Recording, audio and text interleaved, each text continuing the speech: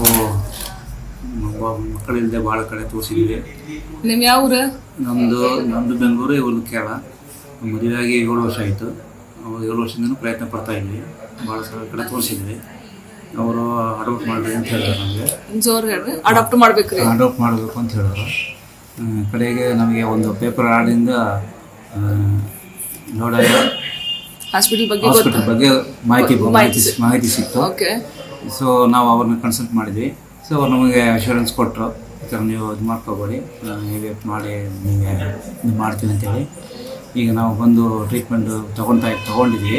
ತೊಗೊಂಡಾದ್ಮೇಲೆ ಈಗ ನಾಳೆ ಪ್ರೆಗ್ನೆಂಟ್ ಆಗಿದ್ದಾರೆ, ಟ್ವಿನ್ಸ್ ಆಗಿದ್ದಾರೆ. ನಾವು ತುಂಬ ಖುಷಿಯಾಗಿದ್ವಿ. ಸೊ ಇದೇ ಥರ ಯಾರಾದರೂ ಮಕ್ಕಳಿಂದಿರೋರು ಭಾಳ ದಿನದ ಬೇರೆ ಕಡೆ ತೋರಿಸಿ ಅವರು ಫೇಲ್ ಆಗಿದ್ದರೆ ಇಂಥ ಡಾಕ್ಟ್ರನ್ನ ಭೇಟಿಯಾಗಿ ಸುನೀತಾ ಲೋಡಾಯ ಇಂಥ ಡಾಕ್ಟ್ರು, ಅವರು ಹಾವೇರಿಯಾಗೈತಿ ಮೇನ್ ಹಾಸ್ಪಿಟ್ಲು, ರಾಣಿಬೆನ್ನೂರಲ್ಲಿ ಹಲಗೇರಿ ರೋಡ್ ಹತ್ರ ಅವ್ರದ್ದು ಹಾಸ್ಪಿಟ್ಲ್ ಇದೆ. ಸೊ ಎಲ್ಲರಿಗೂ ಉಪಯೋಗ ಆಗುತ್ತೆ. ಮಕ್ಕಳಿಂದಿರೋ ದುಃಖ ಪಡೋ ಅವಶ್ಯಕತೆ ಇಲ್ಲ. ಸೊ ಅದರಿಂದ ನಾವು ತುಂಬ ಖುಷಿಯಾಗಿದ್ದೀವಿ. ನಮಗೆ ಟ್ವಿನ್ಸ್ ಆಗಿದೆ, ನಾವು ತುಂಬ ಖುಷಿಯಾಗಿದ್ದೀವಿ. Thank you. ಧನ್ಯವಾದಗಳು. ಅನಿತಾ, ಬರಲ್ಲ. What you are happy?